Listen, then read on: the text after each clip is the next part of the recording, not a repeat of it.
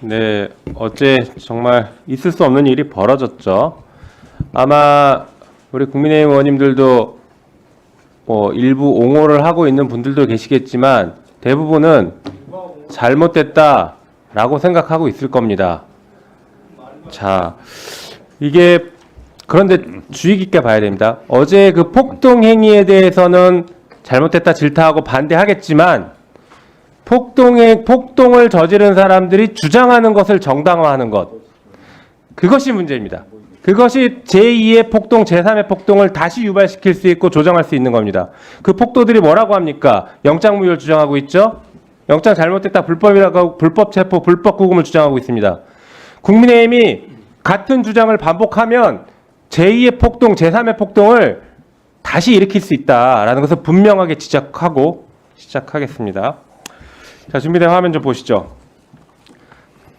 자, 서울 서부지방법원 폭동 사태에 대해서 친윤 깡패들의 역겨운 폭력, 제가 한 말이 아닙니다. 다음 보여주시죠. 예, 외신 기자가 한 말입니다. 외신 기자가 뭐라고 하냐면 친윤 깡패들의 역겨운 폭력이라고 규정했고 그 원인에 대해서는 선동했기에 가능한 일이다 이렇게 얘기를 했습니다. 제 얘기가 아닙니다. 이게 한겨레에 보도됐던 얘기예요. 외국에서도 이렇게 보고 있습니다. 이 사태를. 다음 보여주시죠. 화면 한번 볼까요?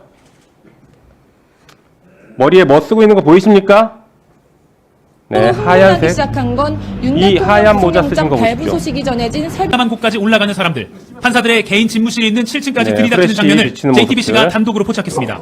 서버와 연결돼 있는 랜선 수십 개는 모두 뽑혔습니다. 자, 얘기를 잘 들어보시죠, 이제. 점거해. 자, 방금 보여드린 화면들을 종합해 볼까요?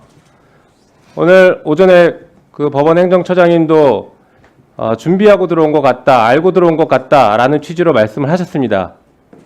거기에 대해서 지금 보여지는 장면들이 충분히 그럴 수 있다는 것을 반증하는 겁니다. 하얀색 모자를 쓰고 있던 분들 누굽니까? 누군지 아직 저도 모르겠습니다. 하지만 누구인지 추정은 되죠. 이 국회에까지 와서 출범식을 했던 백골단, 그 백골단처럼 보입니다. 아닐 수도 있어요. 하지만 제 눈에는 백골단처럼 보입니다. 그리고 아까 얘기한 것처럼 7층까지 올라가서 정확하게 영장 발부 판사를 찾으러 다녔고 그 다음에 후레쉬까지 준비를 했습니다. 게다가 조금 전에 얘기했던 거 보시죠. 나와봐, 점거해. 저게 무슨 말을 의미하는지 저도 아직은 모르겠습니다만 지휘를 하고 있습니다. 누군가가. 이것은 의도적으로 들어왔고 체계를 갖추고 들어왔고 목적을 가지고 들어왔다라고 볼 수 있는 정황들이에요. 단순히 그날 갑자기 그분들이 흥분해서 들어간 게 아닐 수 있다는 겁니다. 법무부 차관, 네. 여기에 대해서 철저한 수사 필요하다고 생각하는데 어떻습니까? 예, 의원님 말씀에 공감하고 있어서는 안 될 일이라고 생각을 합니다. 법치주의 훼손한 일이 다시는 일어나지 않게 되기를 기원하면서 이 사건에 대한 철저한 수사를 할 수 있도록 하겠습니다. 네, 제가 얘기하고 싶은 것은 우발적 범행이 아니라 계획적이고 조직적인 범행일 수 있다라는 정황들을 보여드렸기 때문에 그 관점을 철저하게 수사해야 됩니다. 답변하시죠. 네, 철저한 수사를 할 예정입니다. 네. 자, 다음 보여주시죠. 자, 이 백골단 어떤 분들인지 보니까 이 석동현 변호사가 자유진영 시민단체가 주최한 신년 행사에서 초대해서 무대 위로 올려서 이렇게 부추깁니다. 이런 데서 힘을 얻었고 김민전 의원이 국회에서 와서 기자회견까지 하게 만들어줬죠. 다음 보여주시죠. 최근엔 이런 얘기까지 나옵니다. 민주당 의원들 전부 죽여야 끝난다. 전부 죽이면 게임이 끝난다. 이게 지금 오늘 기사예요.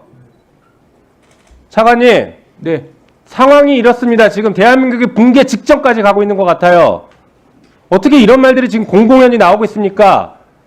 법원을 오로지 윤석열 하나 때문에 법원을 침탈하더니 폭동을 일으키더니 물론 윤석열이 처음에 개헌군을 국회에 침투시켰죠. 그 내란을 벌이더니 그 내란의 잔불들이 지금 점점 커져서 법원을 침탈하고 이제는 민주당 의원들 다 죽이겠답니다. 이거 이렇게 가만둬야 됩니까? 말씀해 보십시오. 네, 법치주의 수호를 위해서 최선의 노력을 다하도록 하겠습니다. 다음 보여주시죠.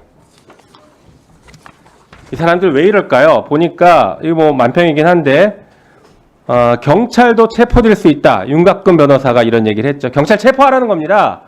영장 집행하러 오는 사람들을 오히려 현행범으로 체포해라.